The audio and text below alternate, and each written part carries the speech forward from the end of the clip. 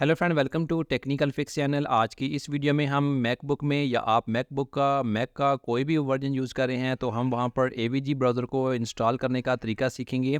अगर आप भी एवीजी ब्राउज़र को अपने मैक में इंस्टॉल करना चाहते हैं तो बहुत ही सिंपल है। आपने अपने मैकबुक में कोई भी एक ब्राउज़र ओपन करना है, जैसे कि मैं क्रोम ब्राउज़र ओपन कर लेता हूँ और यहाँ पर आपने एवीजी ब्राउज़र सर्च करना है और इसके बाद आपके सामने इसकी जो ऑफिशियल वेबसाइट होगी avg.com, आपने यहाँ से इसकी वेबसाइट ओपन कर लेनी है। वेबसाइट ओपन करने के बाद आपके सामने यहाँ पर दो ऑप्शन है, एक है इंटेल चिप और दूसरा है एप्पल सिलिकॉन।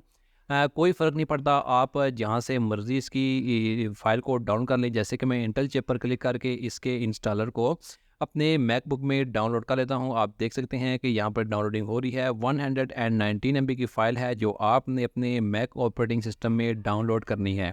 डाउनलोड करने के बाद अब आप इसे इंस्टॉल करें, यहाँ पर डबल क्लिक करेंगे तो ये इंस्टॉलेशन के लिए ओपन हो जाएगा। यहाँ पर आप देख सकते हैं कि इंस्टॉलेशन के लिए ये ओपन हो चुका है। अब आपने क्या करना है कि यहाँ पर सबसे पहले अपने कंटिन्यू बटन पर क्लिक करना है।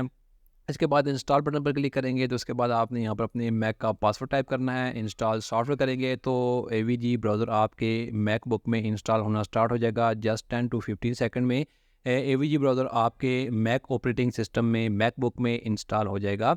यहाँ पर आप देख सकते हैं कि मेरे पास एवीजी एंटीवायरस जो एवीजी ब्राउज़र था वो इंस्टॉल हो चुका है। यहाँ पर आप इसे क्लोज़ करें। क्लोज़ करने के बाद इसके इंस्टॉलर को अगर आप डिलीट करना चाहते हैं तो आप यहाँ से मूव टू ट्रैश करके इसको डिलीट भी कर सकते हैं।